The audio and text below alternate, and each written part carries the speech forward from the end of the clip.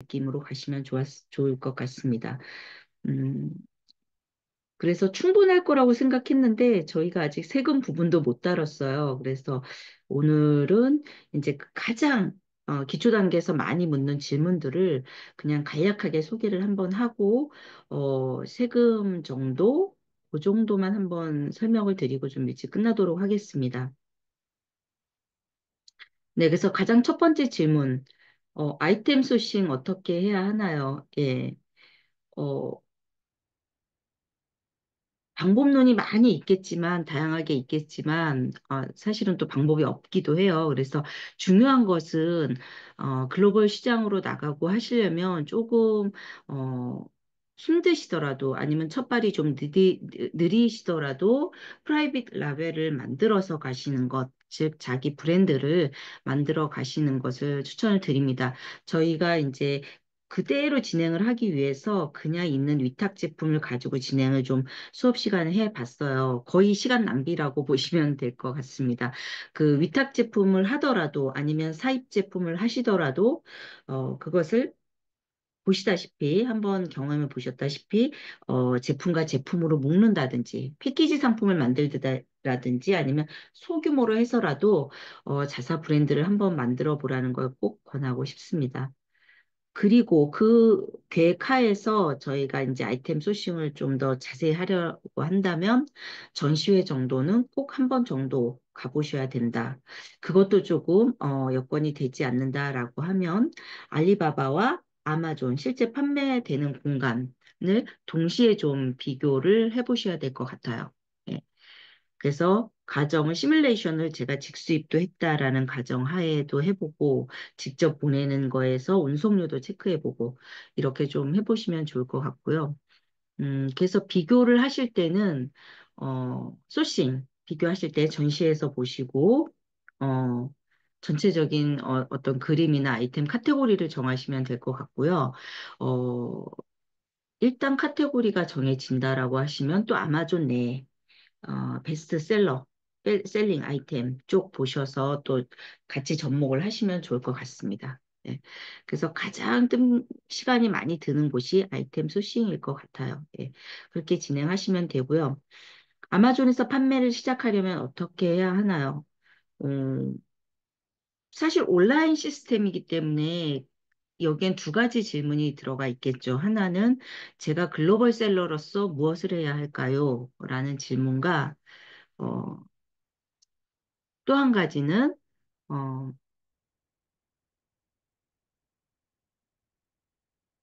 뭐 아마존 시스템을 어떻게 다뤄야 하는지 그거에 대한 질문을 하실 것 같아요. 예, 글로벌 셀러로서 준비하는 거라면 정말 이 가격적인 메리트 아니면 가치적인 메리트가 굉장히 커야 될 것 같아요. 내 제품이 다른 제품과 정말 특징적으로 전달을 할 수 있을까? 그리고 거기에 대해서 나는 뭐 어떤 마케팅 전략을 가지고 있는 건가? 거의 비즈니스 모델을 탄탄히 하셔야 되는 것 같고요. 음, 시스템을 어떻게 활용하는 것은 사실은 아마존이 계정 전지가 많이 되기는 해요. 그런데 그런 것들을 어, 사실은 겁내지 말아야 한다라는 게 가장 큰 경험인 것 같습니다. 예. 어, 지금 단계에서는요. 그래서 무조건 도전하시라고 말씀을 드리고 싶어요. 예, 그리고 이제 세 번째, 어, 아마존 시스템을 이용하는 방법이에요. 그래서 저희가 판매를 하실 때 입점하는 방식, 진행하는 판매 방식이 두 가지 종류가 있으실 거예요. 어, 아마존에 빨리 들어가서 고객의 입장에서 가장 빠른 배송, 프라임 배송 하실 수 있는지, 그게 가장 좋은 전략이겠죠. 네, 방법이겠죠. 지름길이기도 하고, 지름길일 수가 없는 이유가, 사실은 지름길이라고 표현했지만 그렇게 될 수 없는 이유가 그걸 하기 위해서 사전에 준비 작업이 굉장히 많이 필요해요. 브랜딩도 만들어내야 되고 전략이 좀 더 탄탄해야 되겠죠. 예, 근데 FBM 같은 경우는 어떻게 보면 테스트로 급게 시작은 할 수가 있어요. 판매자가 직접 배송을 하는 단계. 예. 그래서 이런 것들이 연습 기간에는 FBM으로 이렇게 프로세스를 한번 준비해 보지만 사실은 동시에 가야 되는 준비 작업이기도 하죠. 그래서 FBA는 창고에, 아마존 창고, 저희가 미국 시장을 일단 예를 들어서 미국에 여러 가지 주가 많이 있잖아요. 그래서 산재되어 있는 아마존 창고 쪽으로 저희가 재고 물량을 다 보내서 빠른 배송을 할 수 있는 그런 시스템으로 진행을 한다. 그리고 FBM은 풀필먼트 바이 머천트라고 해서 저희가 배송을 직접 한다. 물류사 그 FBA 같은 경우에는 아마존에서 실제 창고에서 물류 배송 반품 배송 뭐 이런 것까지 다 처리를 해주잖아요. 예, 그게 아마존에 의해서 되는 거고 저희는 직접 하는 것 이런 차이가 있다. 그리고 가급적이면 FBA를 권장을 드린다라고 말씀을 드리면 되고요.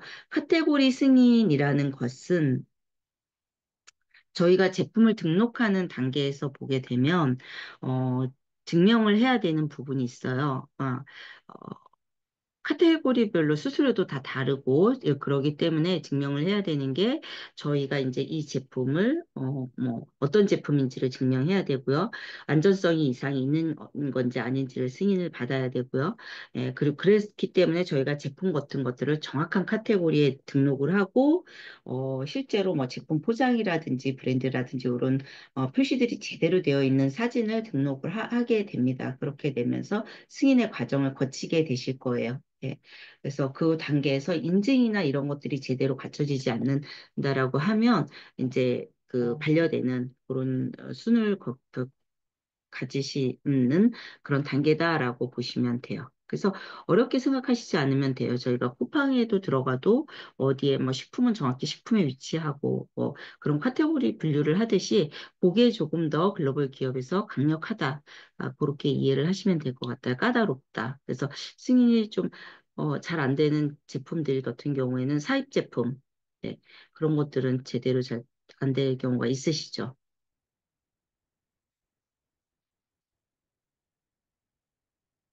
네. 그리고 이제, 그래서 상품 등록, 아마존에서는 제품 리스팅이라고 하거든요. 팁이라고 하면, 우리나라 스마트 스토어와 똑같이 키워드 전략, 가장 기본적으로 하셔야 되는 거. 그리고, 블루팀 보드, 그쪽을 어떻게 핵심 가치를 얼마만큼 정확하게 전달하느냐, 잡느냐.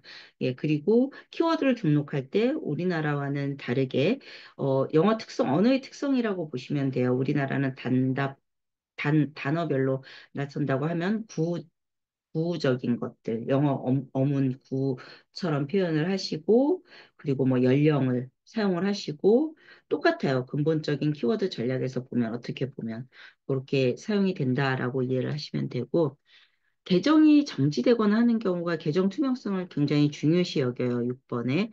예, 그래서 정지되시게 되면, 사실 당황하지 않으셔도 돼요. 굉장히 고객 시스템이 잘 되어 있기 때문에, 저희가 고객센터 통해서 이제 정확히 계정 정지된 원인들이 계속 메일로 쌓여져 있어요. 저희가 코레스를 하게 되면 그 퍼포먼스 센터를 정확히 보시면 되고요. 나중에 거기에서 요청한 문제들을 하나씩 하나씩 다 소명을 하는 수밖에 없어요. 다 진행을 어떤 식으로든 해결책을 다 진행을 한 후에 그 부분에 대해서 이제 뭐 표 시트를 다시 그 액션 시트를 정확히 전달을 해주시면 사실은 금방 액션이 굉장히 빨라요. 예, 계정이 다시 이제 활성화될 수 있게끔 되기 때문에 아마 이제 전체를 훑기 전에는 이 과정이 굉장히 고통의 과정이 되실 수도 있어요. 예, 그래서 처음 아마존에 진입하시는 분은 계정에 대한 질문을 엄청나게 하시게 되는데, 이제 그 부분을 조금 더 편리하게 됐다라고 보시면 돼요, 요즘은. 네. 당황하지 마시고 고객센터 쪽에 저희가 계속 강의해왔던 대로 어, 하시게 되면 충분히 답변을 빠른 시간 내에 받아볼 수 있다라고 하는 거. 그리고 아마존 키워드 최적화는 말씀드린 대로 영어만의 특성이 좀 있어요. 그래서 뭐 어린이용 뭐 어린이 중에서도 뭐 예를 들면은 성인 중에서도 30세용 어떤 것 그리고 뭐 물병이라면은 뭐 산악용 무슨 용 우리가 그냥 이성적, 직관적으로 생각할 수 있는 방식대로 적으시면 되는데 한국어와 영어의 차이에서 오는 그런 느낌 차이가 좀 있다. 그래서 좀 더 길게 느껴지겠죠. 키워드가. 예, 그렇게 키워드 상품 리스팅에 그대로 진행을 하시면 될 것 같고요. 또 하나, 이제 최저가 전략은 저희가 키워드 같은 것들을 찾아볼 수 있는 게 있잖아요. 같은 카테고리 내에서 그런 걸 도와주는 키워드 도구 일종의 그런 것들이 있었잖아요. 그래서, 어, 뭐, 헬륨텐이라든지 아마존 그 대표적인 마케팅 도구라고 보시면 돼요. 예. 그리고 정글 스카우트라는 것들을 활용하면 되겠다라고 생각하시면 되고요. 바코드 면제 같은 경우에는 저희가 이제 실제로는 제조업체 같은 경우에는 저희가 우리나라에서 다 바코드 만드셔서 이렇게 진행이 되시잖아요. 없는 경우 면제 신청을 들어가는 게 있는데 요거는 상품 등록 과정에서 나오세요. 바코드 면제가 있느냐 없느냐 묻는 과정에서 면제 신청을 하겠냐 안 하겠냐. 뭐 예전에는 그 구간을 찾기가 굉장히 어려워서 따로 바코드 면제 받는 법을 막 교육받고 그러기도 했거든요. 예, 그런데 지금은 리스팅 단계에서 그게 너무나 눈에 잘 노출되는 구간에서 보여지기 때문에 자연적으로 바코드 면제를 하시게 될 겁니다. 네. 그리고 저희가 이제 프라이빗 라벨 자사 브랜드를 가지고 진행을 하시는 것이 99% 가장 필요한 단계다. 90% 이상 어, 장기적으로 아마존에서 살아남을 수 있는 전략이다라고 말씀을 드렸는데, 그러기 위해서는 저희가 이 제품의 브랜드 권리자라는 걸 증명을 하시는 구간이 있어요. 그것도 역시 상품 등록 과정에서 바코드 면제 단계에서 보면 브랜드 레지스터리라고 바로 뜨게 되거든요. 그래서 브랜드 등록을 꼭 하시면 되고요. 브랜드 등록하실 때 이제 상표권이라는 그런 것들이랑 저희 뭐 상품에 정확히 어떤 그 로고라든지 이런 게 정확히 되어 있는 그 상품 외관이라든지 이런 사진들이 필요하거든요. 예. 음. 네, 그래서 그런 것들을 좀 집중해서 준비해 주시면 되고요. 사실은 브랜드를 지금 가지셔서 1차 샘플을 제품 자체가 이미 나오신 단계이기 때문에 제조업체 같은 경우에는 그것을 증명하는 과정이 그렇게 힘들지는 않으세요. 그런데 이제 일반 사입을 하셨던 분들 이런 경우에는 조금 이제 그걸 증명하기 어렵잖아요. 그래서 좀 이 과정이 좀 복잡한 과정처럼 이해가 되시는데 브랜드를 가지신 분들은 좀 그렇지 않다는 것. 네, 그렇게 이해하시면 되고요. 아마존 수수료 같은 경우에는 두 가지 케이스가 있잖아요.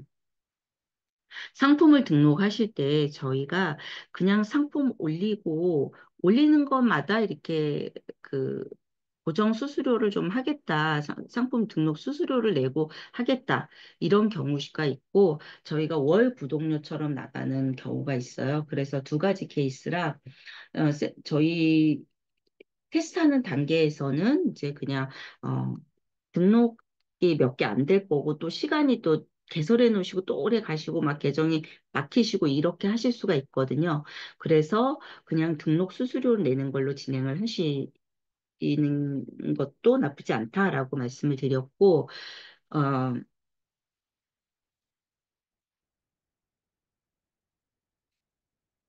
근데 이제 일반 제조업체 같은 경우는 지금 아마존을 하실 거잖아요. 그렇기 때문에, 그리고 제품도 예를 들면 또 유통하시는 분들, 그런 분들도 이제 제품이 굉장히, 뭐 예를 들면, 하나에 1달러, 저희가 이제 1달러 정도 0.99센트, 1달러 정도 내거든요. 등록 수수료가. 근데 이제 그게 월 구독료로는 39달러예요. 예. 그래서 40달러 정도 되니까 40개 품목, 40개 이상을 등록을 하실 때는 그냥 월 구독료 계속 내시면 되는 더 낫겠죠. 예, 그래서 제품이 너무 많아서 40개 이상 된다라고 하면 그냥 월 구독료 내시는 것.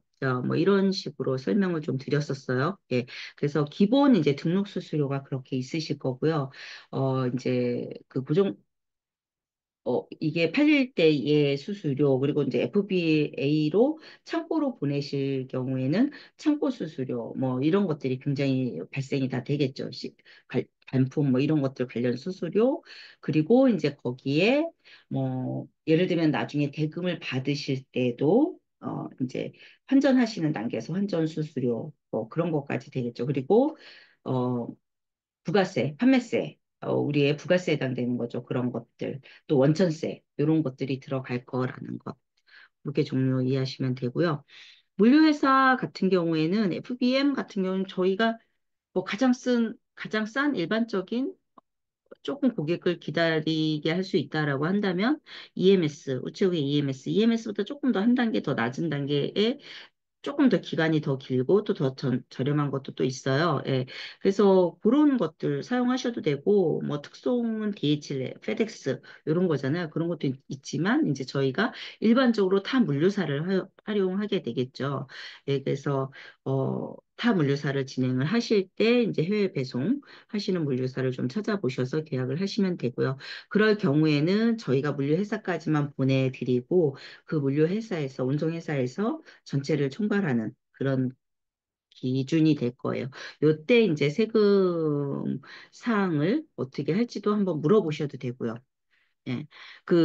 보통 그렇게 해서 진행하시는 경우에는 FBA로, 이따 설명은 한번 또 드리겠지만, 어,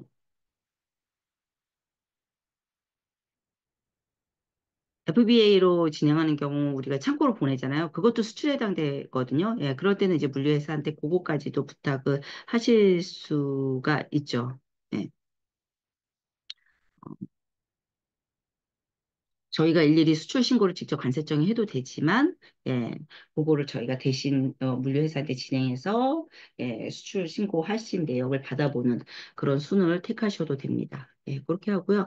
아마존 광고 방식은 일단 뭐 여러 가지 있지만 저희가 그냥 우리가 CPC 방식으로, 진행하는 방식으로 입찰 방식의 진행이 있다. 대부분 그렇게 할 것 같다라고 지금 이해하시면 될 것 같고요. 어, 배송비나 부가세, 수출입 세금은 저희가 이제 국내에서 판매를 하셨을 때는 우리나라는 이제 부가세 10%를 포함돼서 받게 되잖아요. 판매 제품당, 판매 수량당. 예, 그래서 부가세 신고를 1년에 이제 2번 진행을 하시게 되잖아요. 대신 받으신 세금을 이제 신고하는 그런 과정을 거치게 되는데, 지금 이제 아마존 같은 경우에 우리나라 쪽에서 판매가 된 게 아니라 해외에서 판매된 거기 때문에 부가세를 납부할 의무는 없습니다. 그래서 그런데 그럼에도 불구하고 저희가 판매라는 거에서 수익이 발생한 거잖아요. 수입이. 예, 그렇기 때문에 저희가 이제 뭐 종합소득세나 이런 것들 다 관련이 있으시겠죠. 예, 그래서 요거는 세금이 어떤 식으로든 부가세 신고 단계는 거치셔야 돼요. 예, 거치시는데 그거겠죠. 대신 수출은 우리나라 쪽에서 저희가 판매하고 받은 부가세를 받지 않았기 때문에 환급받을 수가 없는 거죠. 영세율을 0%를 적용받을 그걸 증명하면 0%를 적용받을 수 있다라고 보시면 될 것 같습니다. 그렇게,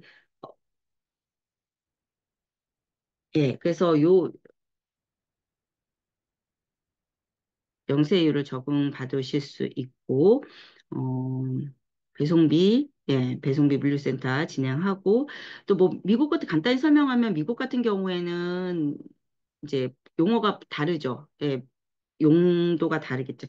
우리는 이제 부가세 개념으로 하고 그쪽은 이제 세일즈 텍스라 해서 이제 판매세 개념이고 이제 요율도 약간 차이가 날 거예요. 근데 기본적으로 뭐 10%, 20% 이렇게 보시면 돼요. 우리나라는 10%잖아요. 유럽은 뭐 15에서 20% 사이고 뭐 그 정도고 유럽 여러 국가가 있으니까 뭐 미국도 이제 여러 주가 있잖아요. 주별로 주별세가 틀리기 때문에 대부분 아마 10% 7%대에서 10%인가 그 정도로 이제 보시면 될 것 같아요. 예.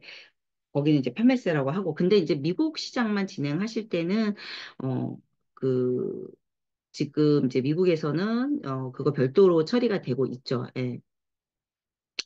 시스템에서 별도 처리가 된다. 징수를 아마존에서 별도 처리가 되고 있다라고 보시면 될 것 같아요. 그렇게 진행하셔서 우리가 따로 판매할 그건 없다. 근데 또 이제 요거와 상관없이 저희가 원천재 징수에서 면제가 될 수 있도록 사전에 우리가 판매자 미국 거주가 아닌 외 판매자라는 것들, 원천징수 징수가 되거든요. 네, 그 면제 신청도 해 놓으셔야 돼요. 네, 그래서 세금 관련돼서는 그렇게 원천징수세 면제 신청이라든지, 뭐, 부가세는 자동 징수가 되니까, 그렇지만 우리가 국내에서 부가세 신고할 때 그게 필요하기 때문에 보고서상에서 그 리포트를 받아서 챙겨 놓으셔야 된다는 것. 예, 그리고 수출 신고도 정확히 해주셔야 된다는 것. 그래야지 영세율, 나중에 수출 신고 필증이 있어야지 영세율 적용이 가능하다는 것. 그 정도로 이해하시면 될 것 같습니다. 그래서, 어,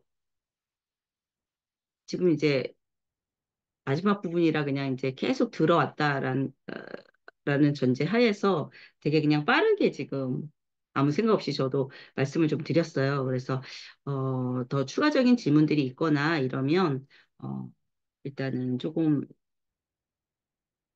뭐 별도로 넣어주시면 될 것 같습니다.